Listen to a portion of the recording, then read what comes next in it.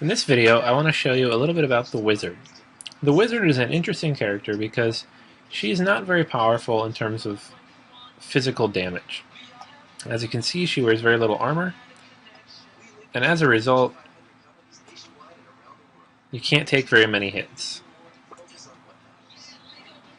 So in combat, you need to be careful not to take too many hits, especially direct hits that could lead to significantly higher damage than you can take. What she does excel at is dealing large volumes of burst damage from far away.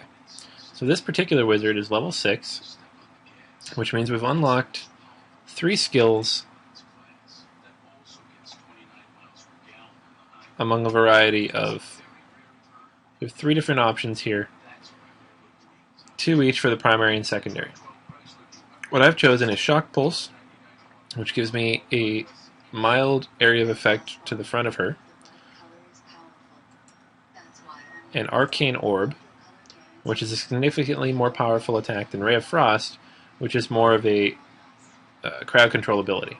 The reason I've changed from Ray of Frost to Arcane Orb is because Frost Nova provides an area of effect freezing spell. One thing you want to keep in mind as you level up is sometimes an older spell will become more powerful as runes are unlocked at various levels. So in this case, for Magic Missile, Charge Blast was unlocked just before, so you get greater damage for the same attack. That is a good option if you wanted to stick with single target damage. I want this as an area of effect to hit multiple enemies, so I'm going to keep it as is for now.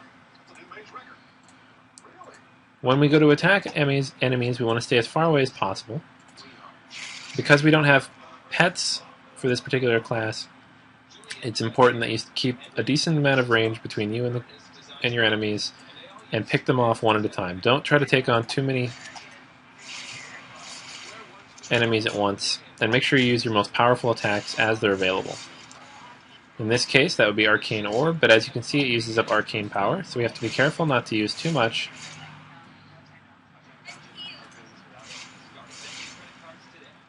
Okay, so there's a rather large pack there, but we're going to take them on a little more slowly because we don't have the power to go in and take them out all at once.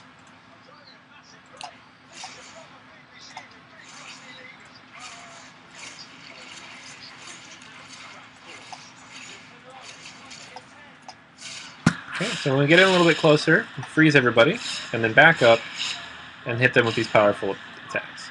So you're going to be doing a lot of running in and then running back.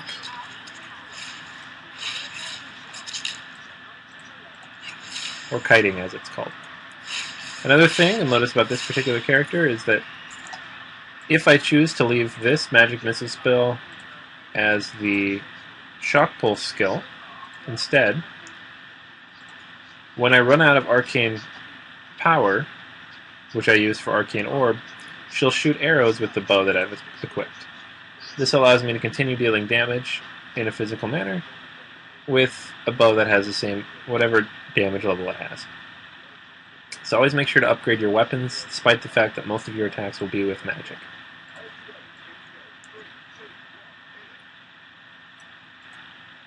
Later on, when you unlock followers, such as the Templar, you'll be able to do a lot more with your character, as he can go in and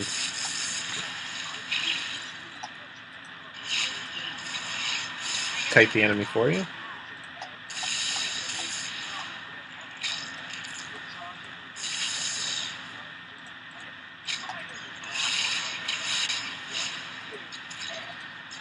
As you can see, when the arcane power runs out, she shoots arrows instead.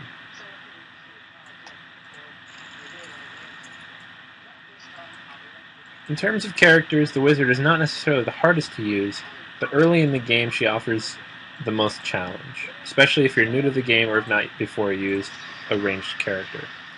So in this particular case, you're going to want to make sure that you understand exactly how she works and that you don't try to run in when you don't have the necessary power to do so.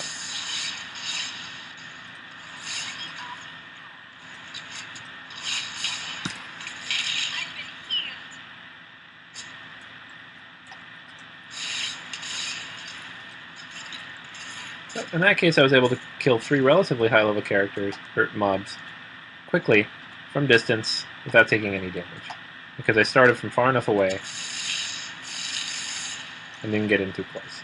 And that's pretty much what you're going to be doing with the wizard for most of the time. As she levels up, you're going to get even more powerful spells and skills, which allow you to deal significantly larger volumes of damage. It might not seem like it at first, but later in the game, you can take out anything from rare mobs to bosses with just a handful of attacks.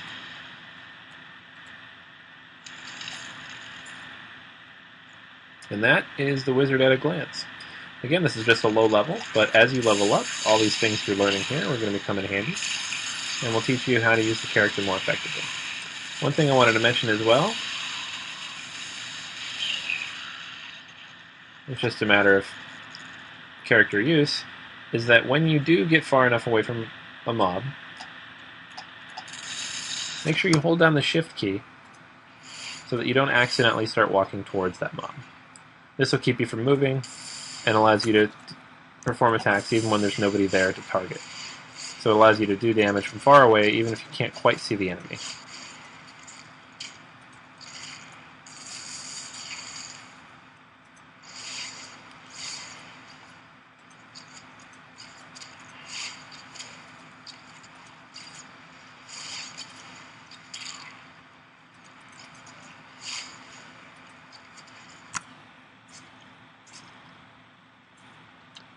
So, as you level up, this character becomes a lot more versatile.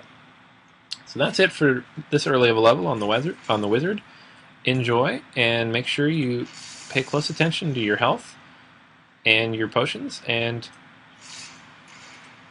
level up your skills and your armor whenever possible. There isn't a lot of leeway with this particular class in terms of the damage you can take.